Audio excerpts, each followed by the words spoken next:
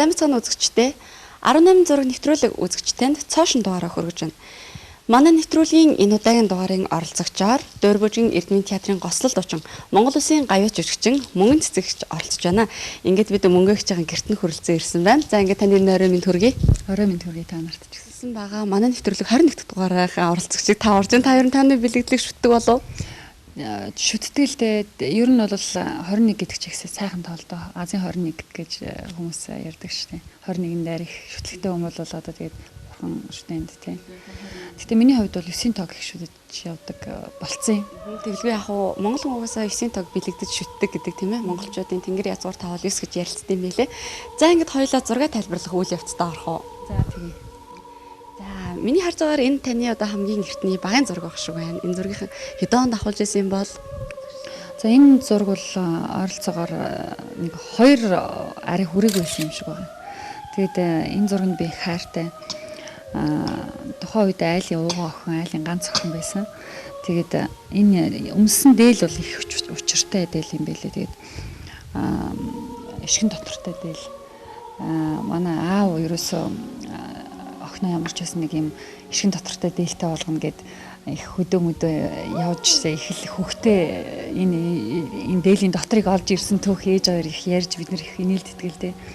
Тэгээд энэ дээл маань их урт настай дээл байсан. Би өөрөө доор 3 дүүтэй. Ер нь бол айлын ганц охин гэдэг утгаараа миний доотлын 3 дүү дандаа нөгөө миний багцсан утаснуудыг өмсдөг байсан. Ямар санда миний дунд эрэхтэй, дундлын эрэхтэй дүү маань тэгж ярьдаг байсан юм л дээ.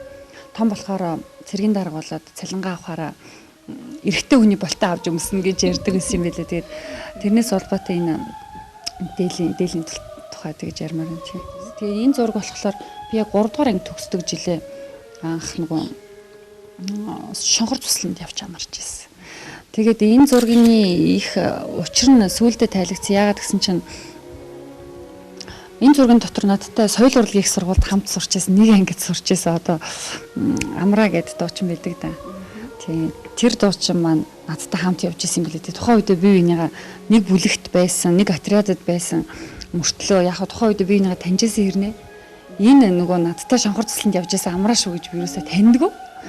Тэгээ дараа нь хоёлаа энэ зургийг харчаад бөө инээдэн болж исэн. Тэгээд энэ зурган дээр бүр итгэмээргүй юм чи одоо энд бүгдээрээ их тийм формын хувцастай харагдаад ах юм. Цэргийн формын угаасаа шонхор цэслэн чинь нөгөө нэг одоо энэ тентхийн одоо цэргийн ангийн тий офицерууд одоо эсвэл одоо хагас зэрэгжилтийн байдалтай тийм цэслэн л да. Ер нь бол одоо энэ дэрэг дуучин Амраа хаана байна? Одоо яг Амраа энд сууж байна. Тэгээ одоо яг ингээд мэдсийн дараагаар ингээд харахаар их ерөөсөө өнөөдрийнхэн төрхөн юу байгаагүй өөрчлөгдөөгүй. Тэгээд би болохоор энд байна л та. Энэ яг төгсхэнгийн зураг байна л та. Тэгээд би ахлахангийн тий. Тэгээд сургуульд байхдаа их бөмбөг хөөдөг хүүхэд байсан л та. Тэгээд ээж аав хоёр маань багада их сурлага сайтай байж байгаа л том болол их тусмал анхаарал нь шал өөр юм дээр төвлөрөл бөмбөг тий нэг орой үдж тэгэл их заал авч их ангийнхантайгаа их тоглодог. Тэгэл зуны амралтаар бол тэгэл гудамжны сагс аяг их тоглодог. Шороотой баталтал эрэгтэй хүүхдүүдтэй чинь зүгээр аан маань 90 минь ялгахдаггүй л байлаа шүү дээ. Тэгээд саксуулал аяг их тоглодог байсан л да. Тэгээд энэ манай яг 4-р сургуулийн одоо шигшээ баг гэх юм уу да. Тэгээд гэхдээ яг 10 дугаар ангийн зураг баг. Энэ дээр бол голд нь айгу бас бөмбөг харцсан. Хүмүүсийн анхаарлыг сүүл төр төвлөрүүлэх гэж байна. Ер нь бол дуулах авьяас байсан юм шиг байгаа. Тэгсэн хэрнээ өөрөө дуулах дурггүй. Тэр нь юу гэхлээр нөгөө нэг ганцаарчлал хүний өмнө гарахлаараа нүүр айгүйх хулаагаал чавх шиг болчдөг. Тэрнээсээ айгүй хичдэг. Тэгэл ерөөсөө намайг ганцааргийн дуул гэхвэ гэхээс л ерөөсөө айгүйх айдаг. За оюутан цагийн зургуудаас та тайлбарлах уу? Үзэгчтэй. За оюутан цагийн зураг соёл урлагийн их сургуулийн соёл урлагийн их сургуульд чинь 94 онд орж исэн. Түүний 10 жилийг төгсөөд тэгэд энэ их сайн зураг миний одоо соёл урлагийн их сургуульд ороод оюутны дотор байранд нэг жилийн хугацаатай нүү 2 жил орчим байна амьдарсан. Тэгээд миний анхны оюутны байрны одоо юу гэдэг юм бэ? Хамтран амьдарч гэдэг юм уу да. Нэг байрны нэг тасгийн оюутнууд. Тийм мөнгөн цэцгийн дунд нь сууж байна. Энэ жаргал сайхан гээд одоо манай яг ангийн ихч байсан. Одоо Архангайн драмын театрт ажилладаг юм байлээ. Энэ бэр цэцэг гээд бас уртын дуучин мэрэгчлэр соёл урлагийн сургуулийг төгссөн одоо өвөр Монголд багшилт юм бэл. Энэ инх цэцэг бол одоо манай дүүрэн чадрын найрал донд ажилт надтай хамт инх цэцэг, бэр цэцэг тийм. Мөнгөн цэцэг тийм. Тэгээ бид дөрөв их хөвгөлтэй их гоё амьдарч байсан. Тэгээд тухайн үедээ тухайн байрныхаа баг хамгийн дөрөв галзуун л байсан юм шиг байна. Тэгэл манай өрөөнд айгүйх тийм чанга хөгжим тавиал те хоол моол хийх юм бол тэгэл ангийн хүүхдүүд орж ирж хоол моол иддэг ч юм уу те үнэрээр нь орж ирж иддэг ч юм уу те ер нь их хүл тасардгүй хайтаахан хөвгөлтэй сайхан амьдарч исэн шиг санагддгийг надаа тий. За хоёлаа энэ бол тэгээд дараа нөгөө нэг балгарт оюутан болсон юмуд эхэлж байна л да. Зумар санагддаг юм л та ингээд дөрийн дуучин гэдэг бол мэдээж маш олон төрлийн олон дуурьт тоглодог. Тэгэл Монголоос одоо ингээд бидний хамгийн сайн мэд хүчтэй гурван толгой тийм ээ энэ дуурьт байдаг. За тэгвэл одоо ингээд Монгол дуурийн урилга гадаадын ингээд дуурь дуулаас ямар ялгаатай байдаг вэ? Хамгийн гол нь үндснийхээ ямиг дуулж байгаа гэдэг утгаараа ер нь бол дуурийн дуучин хүн хиллэг дикц аягүй сайн байх хэвээр. Дуулангаа дуурийнхаа тухайн утга агуулгыг хүнд ойлгуулна гэдэг бол тий яг ямар процесс болоод байгааг хүнд ойлгуулна гэдэг бол маш их тийм тод дикц аюу шаардлагатай байдаг л да. Тэгээд миний хамгийн анхны тоглосон дуурь бол Монгол дуурь бол 33 толгой. 2007 онд бас улсын 5 дугаар уралдаанд оролцох тийм зорилгоор хорломоогийн дүрийг гаргасан байгаа. Тэгээ хорломоогийн дүрдээ тэргүүн байр эзэлсэн. Тэгээд тэрнээс хойш одоо ер нь баг 20-од жүжигт дуулсан байгаа хорломоогоор. Одоо ер нь бол Монгол дуурийн хамгийн надад хэцүү санагдсан юм гэдэг бол бид нар хэдий ингээ Монгол хүн гэдэг гэл яриад цээжид дэлдээд идэг мөртлөө яг ингээ нэг Монгол хувцаа өөртөө ингэж мэдэрч те тэрийг гоё ингэж тухайн тий илэрхийлэх дээр айгу муу байдаг юм байна л да. Ялангуяа мэдхгүй нэг би өөрөө тийм нэг Европт царайтай хүн болохоор ер нь амьдрал дээр тийм Монгол хувц их бага өмсдөг л дөө. Тийм болооч тэр надад Монгол хувц гэдэг бол маш хол байсан. Тэгээд хорломоод тоглохын тулд нөгөө Монгол хутал өмсчүүд яаж одоо намтай сайхан алхах вэ те? Одоо дээл хувцтайгаа яаж харьцах вэ те? Гих мэдчлэн сурах юм өстой асар их гарч ирсэн. Юу нөгөө нэг сонгодог Европын тэр дөрүүд тоглохоос илүү хэцүү. Бараг л 14 хоног л театр дотор ч нэг Монгол хуталтай амтал таваргаал тэгэл нөгөө харсан хүн болгон хоо чи тгийгээд гидигээд байн чирээд байн тэгээд байн гэж өстой хүн болгоноор өөлүүлээл ингээл засаал тий. Тэгэл дээл мэлээ бүсэлж тий. Тэрнтэйгээ яаж харьцах вэ? Малгай толгойд хүртэл яаж харьцах вэ? Монгол хувц өмссөн чи яаж гоё одоо намблаг одоо дохой зангаач гэдэг юм уу нэг ингээл барууныхан шиг ингээд савчаал ингээл яриад иж болохгүй дуулж ахтаа ч гэсэн тий. Яаж сайхан тэр тухайн нийгмийн тэр сайхан гоё ганган хэнцэр хүүхнүүдийн дүрхийг бас яаж одоо тайзан амьлуулах вэ гэдэг бол надад маш их хэцүү байсан л да. 9 жил яг бүтэн байсан баг. Тэгээд яг миний Болгарын оюутан насны одоо ганц хүнд ер нь их олон найз байдгүй юм шиг санагддаг. Хамгийн сайн гэд ярих юм бол ер нь хуруу дарамтсан хүн байдаг. Тэгээ яг Болгарт найзалж байсан найзуудын маань одоо ста нөгөө нэг ста шилмэл найзууд гэх юм одоо энэ Аглика Петрова гэдэг одоо миний нэг маш сайн хамгийн дотны найз маань байдаг. Энэ найзтай маань одоо Болгарт 12 сарын 8-нд оюутны баяр гэж болдгоо. Тэгээд оюутнууд нь маш сайхан тэмдэглэн л дээ тэр баярыг бид нар нэг 2003 оны 100 яг одоо чин зориг маань ихнэр хүүхдээ аваад би өөрхөн хантай тэгээд манай төрөний хэлсэн одоо Аглика маань найз залуутайгаа хар талаа эргээр тэр чигтний одоо ямарчсэн л да одоо бүр доороос нь эхлээд бүр дээшээ ятал нэлийн бараг 10 хоног. Тавс гэр бүлийнхээ үнтэй Болгарт танилцсан уу? Тийм манай хүн чинь Болгарын одоо эдийн засгийн харилцаа төгссөн л дөө. Олон улсын харилцаа эдийн засгийн сургуулийн олон улсын харилцаа төгссөн. Тэгээд хоёулаа тэнд танилцаад тэгээд яажсан. Тэгээд тэнд амарч авах хугацаанд ер нь тэгэл өдөр болгоныг маш урд урдаас давтагдахгүйгээр их гоё өнгөрөхийг бодчихлээсэн л та. Тэгээд өдөр болгон өөр өөр өнгөстэй их сайхан. Тэгээд энэ зургийг би тавьсны учир нь бид нар нэг Варвари гэдэг тийм нэг одоо далайн дээрэмчт гэдэг нэг юм сонин нэртэй тийм ресторан байсан л та. Тэгээд нэрэнд нь болоод ингээд орсон чинь бас тэгээд тэр тухайн рестораны бас өөрийнх нь сюрприз байт юм байлээ. Одоо онцлог. Тэгсэн чинь ийм дээрэмчин стилээр хувцалсан тийм айгуу тийм боди залуучууд гарч ирэл тээ. Бас үзүүлбэр үзүүлдэг. Тэр үзүүлбэр нь болохоор зэрэг өөрийнхөө яг ирсэн зочдтойгоо харьцдаг. Одоо яг энэ зурган дээр яаж байгаа нэг том юм хутга ч юм уу сэлэм ч юм уу гаргаж ирээл утгалах гаж байгаа юм шиг толгойг маань авчирч гаж байгаа юм шиг айлгаал эхлээл айгу ингээл гайхаал айх зэрэгцээл сүүлдээ айгу тийм хөвчлөлтэй болж аваад бид нар энэ дээр бүгдөө айгу инээлдэж минэлдэж авахсан тийм зураг байгаа л да. Далайн ирэг дээр айгу бие шараад эмэгтэйчүүдийн хэсэг нь ингээд хов ярьцсан хэдэж. Мэдээж өөр л эмэгтэйчүүдийн яриагаа яриад. Тий тус тий одоо өөр өөрхөн чухал юмыг яриад.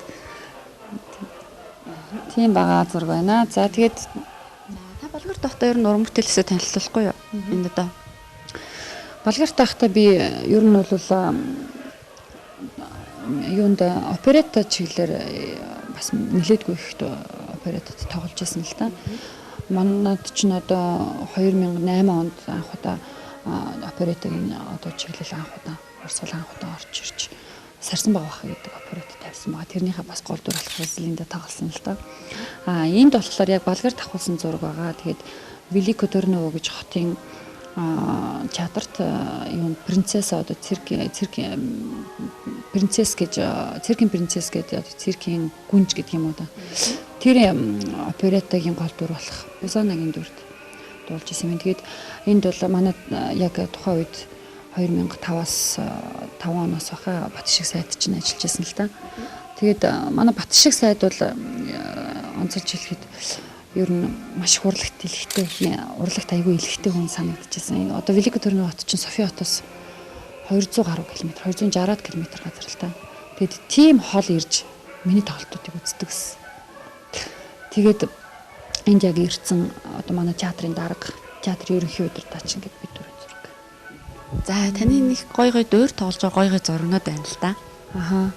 Энэ жүжиг болохоор зэрэг юуны Пучинигийн Богем дүүрийн мимид тоглож байсан зураг. Энэ зураг болохоор зэрэг 2006 оны намар Европын 10 гаруй орноор аялан тоглолт энэ дүүрээрээ олон улсын тийм багт хамрагдаж ганцхан Монгол хэмжээтэй явж исэн л та. Тэгээд Богемийн мимигийн дүүрийг тэр тухайн багт одоо 3 сарын хугацаанд ойролцоогоор нэг 10 гаруй удаа дуулж 3 сарын хугацаанд бид нэр дублерууд гэх юм бол одоо мимигийн дүр дээр ингээд надаас өөр хүмүүс бас хамт явж идэг. Тэгэл мэдээж тэр чинь Европын 10 гаруй орноор атусаар өдөр болгон аялал оройн тоглолт хийдэг. Тэгэл бас ядраад нөгөө нэг ээлжилж хоолоо амрах юугаар тэгж 6 мимитэй явж исэн л та. 6 мимигийн нэг нь Монгол охин байсан.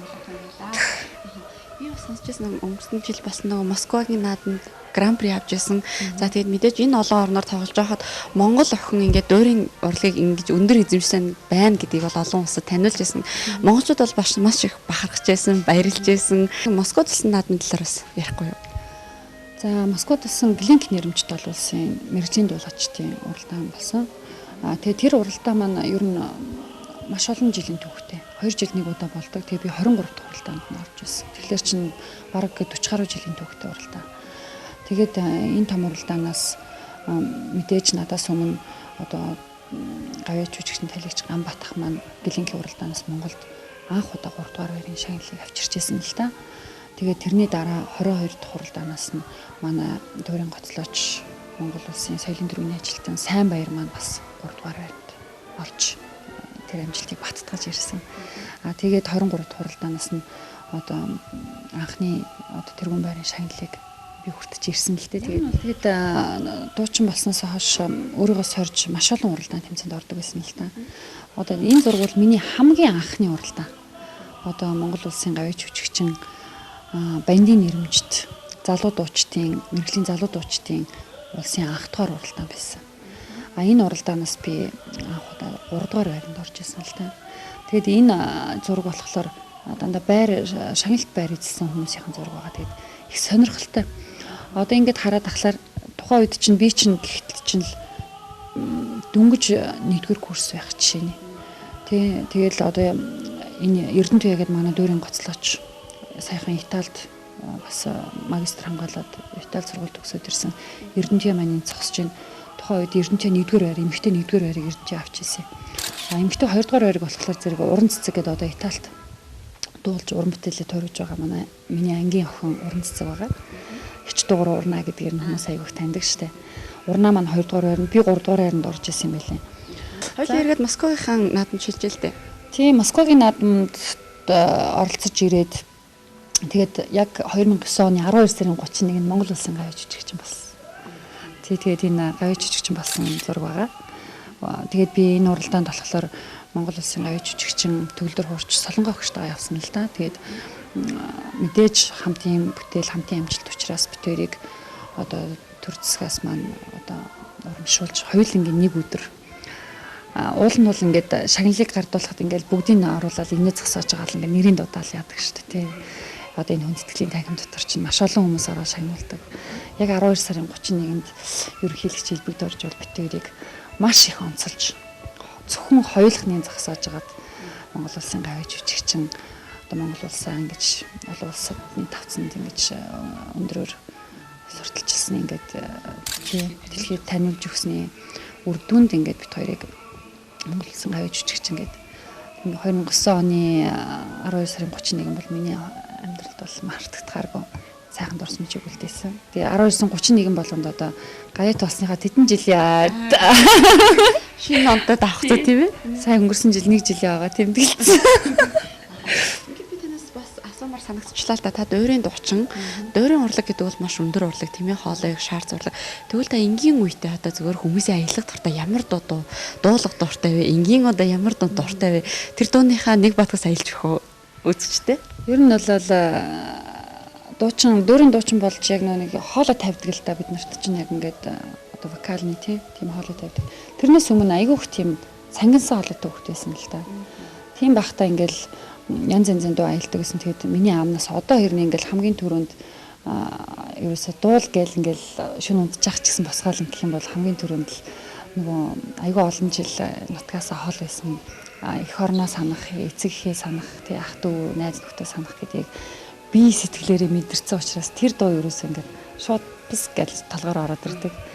Тэгээд хаяа ингээд бид нар чинь бас ингээд тэр болгонд ингээд бүтэн хоолоор дуулаад ингээд бас орой үжиж бас хоолоо ядарсан үед бас хоолоо амрах зоримоор айгүй эвлэгхэн их хайтаахан гоё үхтэй гоё айлгуутай сайхан дуу санагддаг ингээд. Зүүдэн дунд минь толгодон үзэгдээ зүсрэх бороотой тэнгэрэн цэнхэртэй санаалтхад салхин үнэртэсээ сайхан нутгийн бараан тодхон нулимстай нүдэнд торойгоод хоцорсон нутгийн бараа ээжийн үнтэй ариухан шорогонч алгандаа дэдэлмээр алтан нутаг аавын үнээртэй. Чочо санд би 2007 онд яг Болгороос төгсч ирэл 2007 оны 3 сарын 3-нд би Чочо санд анхудаа дуулж ирсэн л та. Тэгээд Чочо саны 45 жилийн ой үржинэн болсон байгаа. Тэгээд тэн дээр би яг 9 дэх Чочо сан болж мэдлжсэн байсан л да. Хамгийн сүүлийн Чочо сан гэдэг хэддэх Чочо сан бэ гэж тоолоход би яг 9 дэх Чочо сан байсан. Таны бас бэлэгдэх тоо шүү дээ. Миний бэлэгдлийн тоо. Ягаад би 9-ийн тоонд их туртаа болсон гэхлээр би Гэлэнгийн нэрмжит олон улсын уралдаанд очиод 200 гаруй дууч ер нь 19 орны 200 гаруй дуучид оролцсон л та. Тэгээд суулдаг. Суулааныхаа дараалал ингээд шалгаруултанд ордог. Би 199 гэсэн дугаар суулсан байсан. Ягаад чи 2-2 9-ийн тоо 2-2 тий. Тэгэл манай монголчууд ч Азийн 9-ийн тоо гэж ярьдаг шүү дээ. Тэгэл өстэй тэр суулаагаас тэр нэрээ ингэртэй ингээл яавал айгуух сайхан яажсэн. Тэгээд ер нь бол 9-ийн тоо маш их сайхан тоолдоо. Таны суулаа танд авчирсан байхыг үгүйсэхгүй. 2009 онд бас энэ уралдаан маань тий гэхэд яриад ах юм бол 9-ийн та аягүй гарч ирнэ. За дараагийн зураг үзэгчтэй тайлбарлая. За дараагийн зураг маань би одоо энэ зураг маань миний хамгийн Монголд ирээд хамгийн анхны уран бүтээлийн үжиш маань болсон. Одоо Кози фантути буюу энэ хүүхнүүд үгээд өөрийнхөө анхны уран бүтээлийн концертыг тавьсан байгаа, тоглолтыг хийсэн байгаа. Тэгээд энэ тоглолтонд болохоор зэрэг одоо дүүрэн театрын одоо хамгийн шилдэг өнөөдрийн дүүрэн театрын нуран дээр авч байгаа шилдэг залуучуудтай хамтарч өөрийнхөө тоглолтыг хийсэн байгаа. Тэгээд хамгийн сүүлийн ёслогооны сайхан дурсамжтай зураг байна. Хэвээ юм. За би бас орж ирснээс хойш ажиглалаа да танад орж ирснээс хойш энэ их том баримлууд чимшээг одоо варта цэцгнүүд чимшээг эдгээр бүгдээр таны цомод юм шиг байна тийм ээ. Ааха. Тий ер нь тий 2007 онд би Дөрвөж Эрдэнэ театрын гослол дуучин гэсэн одоо ажилд томилогдоод гэх юм уу да. Тэгээд яг 7 оны шинэ жилээр би энэ одоо шилдгийн Дөрвөж Эрдэнэ театрын шилдгийн шилдэг уран бүтээлч гэсэн энэ сайхан цомоор шагнуулж ирсэн. Тэгээд энэ цом маань тухайн үед л маш их баярлуулж ирсэн л та. Цом нь өөрөө юм сонин хэлбэртэй. Одоо миний Монголын театрт ирээд хамгийн анх дуулсан дүр болох одоо Чочо сан дүрийн маань дүрээр ингээд дүрсээр нь ингээд ийм сонирхолтой цомыг манай Дөрвөж Эрдэнэ театрын ерөнхий зураач Гамбаах маань эскизing гаргаад тэгээд тэрнээс хойш уламжлал болоо одоо жил болгоны шилдэг уран бүтээлч маань ингэж тухайн уран бүтээлчийн юм аливаа нэгэн хамгийн шилдэг дүрээр нь ингэж дүрсчүүлсэн юм сайхан цом болсон л да. Би тэгээд тэрний хамгийн анхных нь надад ирсэн байгаа. Улсын одоо очиртой гурван толгой дүрийн улсын 5 дугаар уралдааны тэргүүн хорлмаагийн цом байгаа. Тийм тэгээд ер нь хорлмаа маань намайг Монгол дүртэй анх танилцуулж өгсөн тийм сайхан дүр байгаа. За энэ бол миний одоо 2010 онд авсан 2009 оны одоо шилдэг уран бүтээлч оны шилдэг дуучин гэсэн юм мөнгөн мод цом байгаа. Тэгээд энэ цом маань ч гэсэн надад тухайн үед маш их уран зургийг авчирч одоо цааш намайг өшөө хийхийн тэмүүлэл хүсэл зорилгыг төрүүлж байсан их сайхан цом байгаа. За манай нэвтрүүлгийн ерөнхий хүндэтгэгчээр IKEA гэр ахуйн тавилан дэлгүүр ажилладаг байгаа. Тэгээд та ер нь ямар тавилан дэлгүүрээс одоо гэр орныхаа ахуйн бараа сонгодог вэ? Ахуйн жижиг сажиг одоо ойр зүрийн имийг бодлоо IKEA-д ер нь үйлчлүүлэх дуртай л да. IKEA Discoma гэдэг сайхан тийм одоо бүхэл имийг аль болох хүнд амар хэлбэрээр шийдэж өгдөг тийм мундаг том брэндүүдс байдаг л та. Тэгээд ер нь бол IKEA-гаар их үйлчлүүлдэг шүү.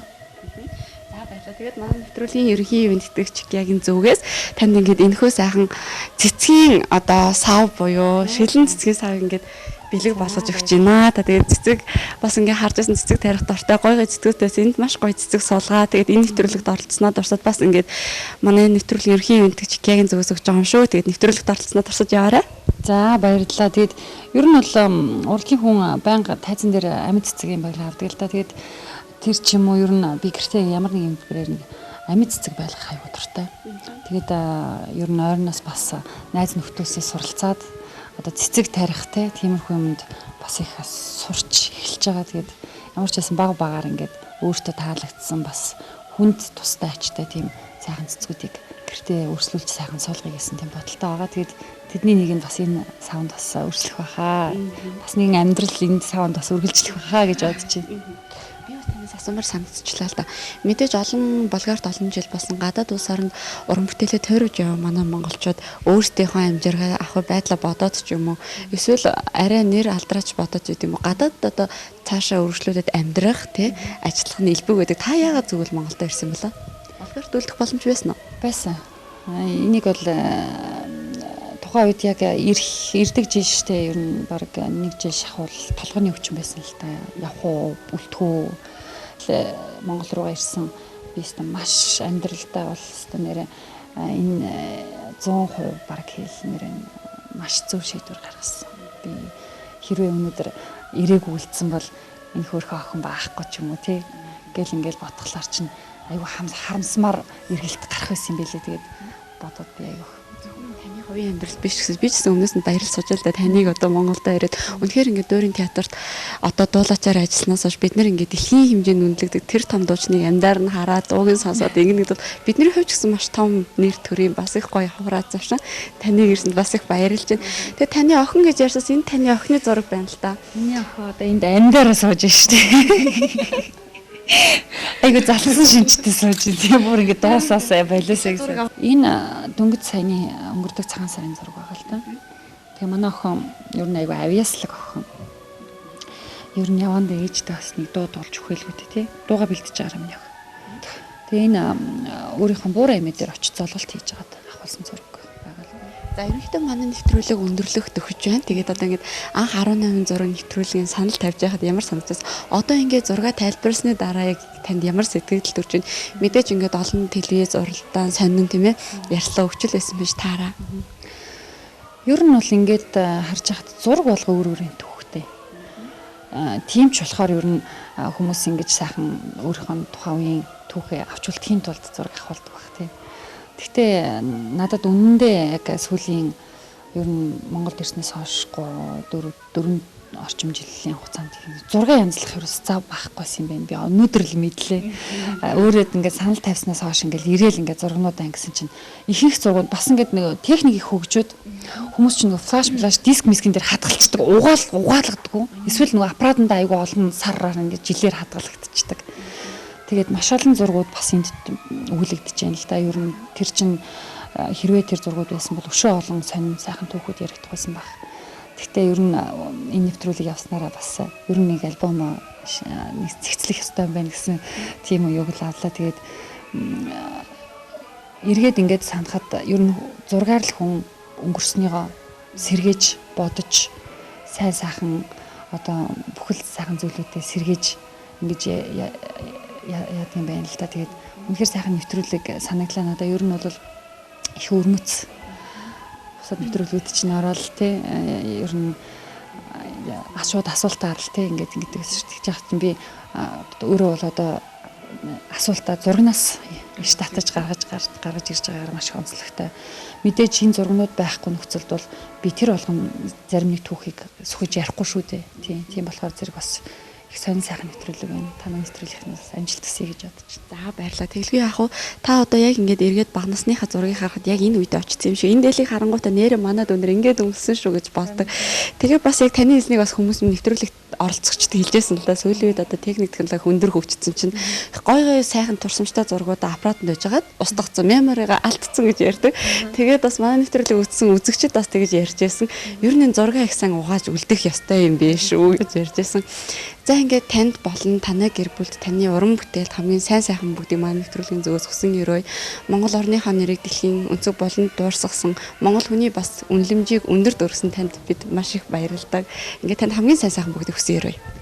За баярлалаа. Ингээд ер нь бол зургнаас сулбаатай түүхийг бол хүн хизээш насан туршдаа зурган л устал алга болчдөг юм бол мартахгүй шүү дээ. Тэгээд тэр утгаараа ер нь таны нэвтрүүлэг маш сайхан өргөн утга одоо өргөнд одоо хүний альва нэгэн жижигхэн түүхийг хүртэл сөхөж болох үст тийм өргөн утга агуулгатай сайхан нэвтрүүлэг байна гэж би бодож байна. Тэгээд танай нэвтрүүлгийнхэнд ч гэсэн цаашдынх нь ажил хөдөлмөрт өндөр амжилт хүсье өрөө. Өшөө олон хүмүүсийг урьж оролцуулж маш олон хүний мэдэхгүй түүхүүдийг сөхөж байгаарай гэж хүсмээр байна. Баярлалаа та. За баярлалаа. За ингээд манай энэ удаагийн 18 зураг нэвтрүүлэг өндөрлөж байна. Бид та бүхэндээ 21 дахь дугаараа хүргэлээ. Ингээд манай нэвтрүүлгийн энэ удаагийн оролцогчоор Монгол Улсын гавьяат жүжигчин Улсын Дөр бүжгийн Эрдэнэ театрын гослол дуучин Мөн Цэцэгч орлоо. Бид ингээд та бүхэндээ Мөн Цэцэгчийн болгоорт өнгөрүүлсэн 9 жил мөн бага насны дуршимж зэрэг зөвхөн ойр дотныхан хамаатан садан өөрөө үздэг альбомыг үзэгчдтэйгээ хамт аялууллаа. Ингээд дараагийн нэвтрүүлгээр эргээд уулзъя. Баяртай үзэгчтэй.